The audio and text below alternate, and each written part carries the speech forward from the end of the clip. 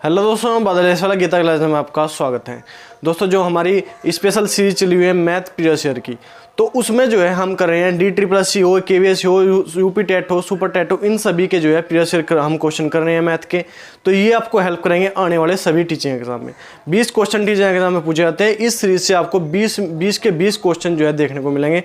तो देखते हैं आज का हमारा क्वेश्चन क्या है। क्वेश्चन नंबर हमारा 221 है। यदि x बराबर y की घात a, y बराबर z की घात b तथा z बराबर x की घात c हो तो a b c का मान हमें बताना है। ठीक है, तो क्या करेंगे, एक हमारी जो है दायां पक्ष है, एक बायां पक्ष है, एक दायां पक्ष है, एक बायां पक्ष, मतलब लेफ्ट हैंड साइड और राइट हैंड साइड हमारा जो है ये दो पक्ष है।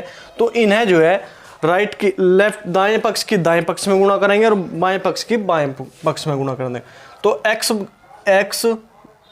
गुणा y गुणा क्या z बराबर y की घात a गुणा z की घात b गुणा x की घात c।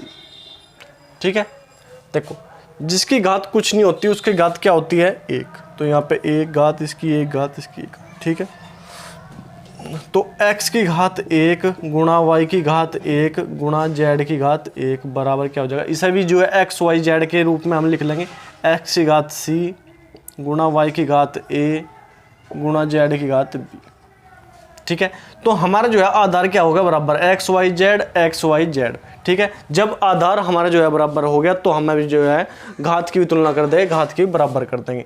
तो क्या हो जाएगा हमारा a गुणा b गुणा c हमारा क्या हो जाएगा, 1 गुणा 1 गुणा 1 क्या हो जाएगा हमारा 1। तो a b c का मान हमारा क्या आ जाएगा, 1 आ जाएगा। बिल्कुल सिंपल।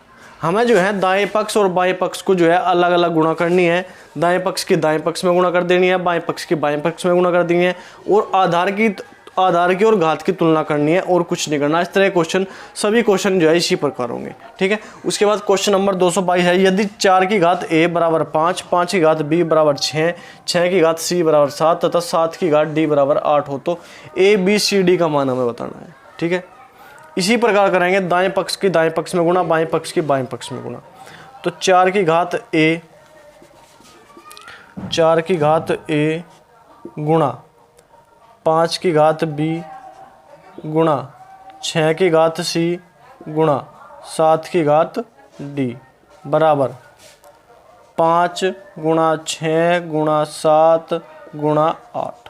ठीक है, तो अब देखो इन जो है हमने जो दाएं पक्ष और बाएं पक्ष को लिखा है, इनमें जो भी हमारे टुकड़े बन सकते हैं, जो हमारे छोटे से छोटा रूप बन सकता है किसी संख्या का, वो हम बढ़ाओगे। तो 4 की घात 1 को हम क्या लिख सकते हैं, 4 की घात 4 को हम लिख सकते हैं 2 की घात 2, 2 की घात 2। तो 2 की घात 2 को हम लिखेंगे 2 की घात 2 और a यहाँ पे है तो a, 2 की घात 2a, 5 की घात b, 5 की घात b गुणा 6 की घात c गुणा 7 की घात d बराबर क्या। अब देखो 8 को भी हम तोड़ सकते हैं। 8 को हम क्या लिख सकते हैं, 2 की घात 3, 2 की घात 3 गुणा 5 गुणा 6 गुणा 7। तो अब देखेंगे हम कि हमारा आधार बराबर हो रहे 2 5 6 7, 2 5 6 7। ठीक है, जिसकी कोई घात नहीं है उसकी घात तो क्या होती है 1। ठीक है, अब 2a बराबर घातों की तुलना करेंगे। 2a बराबर क्या है, 2a बराबर है हमारा क्या 3, 2a बराबर 3। तो a बराबर क्या आ जाएगा, a बराबर आ जाएगा हमारा 3/2। और जो b बराबर है हमारा 1, c बराबर है हमारा 1, d बराबर है हमारा 1। तो a b c d का मान हमें निकालना, a b c d का मान हमें निकालना। तो क्या होगा 3/2 गुणा 1 गुणा 1 गुणा 1। तो क्या आ जाएगा 3/2। 3/2 का मतलब कितना होता है, आधा, 1.5 मतलब 1.5 हमारा आंसर आ जाएगा, 1.5 आंसर। दाएं पक्ष के और बाएं पक्ष की तुलना करने से ही हमारा जो है आंसर आता है। सभी इस तरह के क्वेश्चन इंपॉर्टेंट क्वेश्चन हैं, यूपी टेट से लगाकर सुपर टेट रीट तक सभी में जो है इस तरह के एग्जाम में क्वेश्चन पूछे गए। तो आप जो है एक बार इसे नोट करो, फिर नेक्स्ट क्वेश्चन देखते हैं। क्वेश्चन नंबर 223 हमें क्या देगा, यदि 3 की घात x प्लस वाई बराबर 81 तथा 81 की घात x माइनस वाई बराबर 3 हो तो x का मान हमें बताना है। ठीक है, तो देखो इनमें जो है हमें करना क्या है, पहले तो संख्या को छोटे से छोटे टुकड़े में तोड़ना है, फिर हमें आधार की और घात की जो है तुलना करनी है। बस यही क्वेश्चन सभी क्वेश्चनों में हमें करना है। तो 3 की घात x + y बराबर 81 है। तो 81 को हम क्या लिख सकते हैं, 3 की घात 4, 3 × 9 = 27, 81, तो 3 की घात क्या लिख सकते हैं 4। अब हमारे आधार तो बिल्कुल समान हो गए, तो हमें घातों की करनी है तुलना। तो x + y बराबर हमारे क्या आ गए यहाँ पे 4।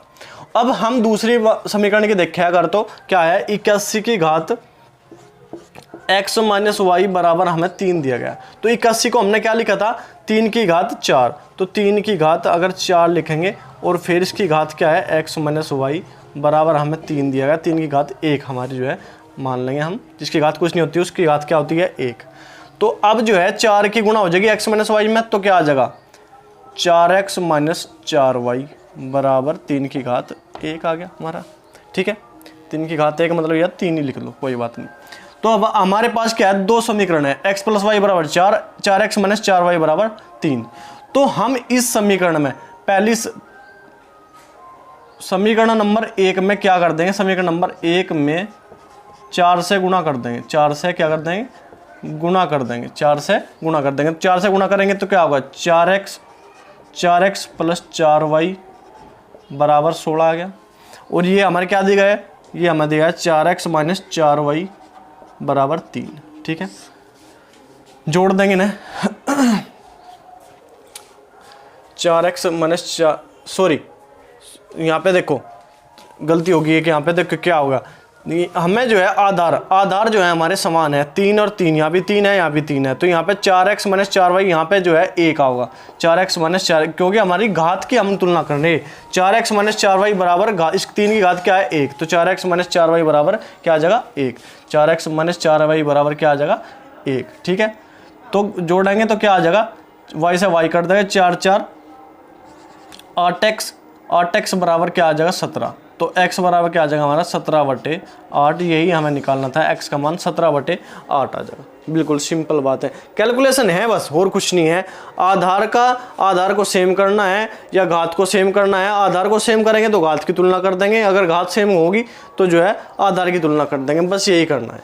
इसके बाद क्वेश्चन नंबर 224 है, हमें यदि 8 की घात x + 1 बराबर 64 हो तो 3 की घात 2x + 1 का मान हमें बताना है। देखो 8 को हम क्या लिख सकते हैं, 8 को हम लिख सकते हैं 2 की घात 3, 2 की घात 3, ठीक है, उसकी घात क्या है x + 1। ठीक है, 64 को क्या लिख सकते हैं हम, 64 को लिखे 2 दूनी 4 दूनी 8 दूनी 16 दूनी 32 दूनी 64, तो 2 की घात क्या लिख सकते हैं हम 6। ठीक है, 64 को लिख सकते हैं हम 2 की घात 6। अब आधार तो हमारे समान हो गए, यहाँ भी 2 है तो यहाँ भी 2 है, तो घात की तुलना करेंगे, 3 की गुणा यहाँ पे x + 1 में होगी तो 3x + 3 बराबर क्या आ जाएगा 6। तो 3x बराबर 3 इधर चले जाएगा तो घट जाएगा, 6 में से 6 - 3, x बराबर क्या आ जाएगा 3/3, 3/3 बराबर 1। तो x का मान क्या आ गया हमारा 1। हमें बताना मान 3 की घात 2x + 1, तो x का मान हमारे पास क्या आया 1, तो x का मान यहाँ पे लिख देंगे तो क्या आ जाएगा 3 की घात 3, क्यों 2 × 2 + 1 3, तो क्या आ जाएगा हमारा आंसर आ जाएगा हमारा 27। बिल्कुल सिंपल जो है कैलकुलेशन हमारी थी। ठीक है, तुलना करनी है बस आधार की और जो है घात की तुलना करनी है। पहले जो है आधार को बराबर करना है, फिर घात की हमें तुलना करनी है। आधार को सबसे छोटे रूप में, हम जितने भी छोटे रूप में तोड़ सकते हैं उस रूप में हमें तोड़ना है। आंसर आ जाएगा हमारा 27। ठीक है, आप इसे नोट करो, फिर नेक्स्ट क्वेश्चन देखते हैं। क्वेश्चन नंबर 225 हमें कह देगा यदि 5 की घात x + 3 बराबर 25 की घात 3x - 4 हो तो x का मान हमें तुलना करनी है। मैंने आपको बताया कि इस तरह क्वेश्चन में हमें जो है क्या करनी है, तुलना करनी है। तो 5 की घात हमें दी गई है क्या x + 3। अब जो है 25 को हम छोटे छोटे रूप में क्या तोड़ सकते हैं, तो 5 की घात 2, 5 × 5 = 25 हो, तो 5 की घात 2 और उसकी घात क्या दी गई 3x - 4। तो घात की घात में जो है गुणा हो जाती है, तो 5 की घात x + 3 बराबर 5 की घात क्या हो जाएगा 2 की गुणा उसमें हो जाएगी 2 × 3 = 6x - 8। ठीक है, हो जाएगी। अब जो है हमारे आधार बिल्कुल सेम हो गए, तो घातों की तुलना कर देंगे। x + 3 बराबर क्या आ जाएगा हमारा 6x - 8। 6x को इधर ले आओगे, 3 को इधर भेज देंगे, तो 6x माइनस एक्स बराबर 8 प्लस 3, ठीक है।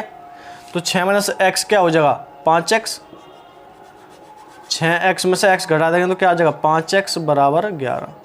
तो x बराबर क्या आ जाएगा 11/5 हमारा आंसर आ जाएगा। यही हमें निकालना था, x का मान हमें निकालना था। इस तरह एक क्वेश्चन देखो, सिंपल है क्वेश्चन, आधार की और घात की तुलना करनी है, सिंपल क्वेश्चन है, हर एग्जाम में आते हैं। यूपी टेट हो, सुपर टेट हो, रीट हो, कुछ भी हो, कैसे भी टीचिंग एग्जाम हो, सभी में पूछे जाते हैं। टीचिंग एग्जाम हो या वैसे भी कोई एग्जाम हो, उनमें पूछे जाते हैं।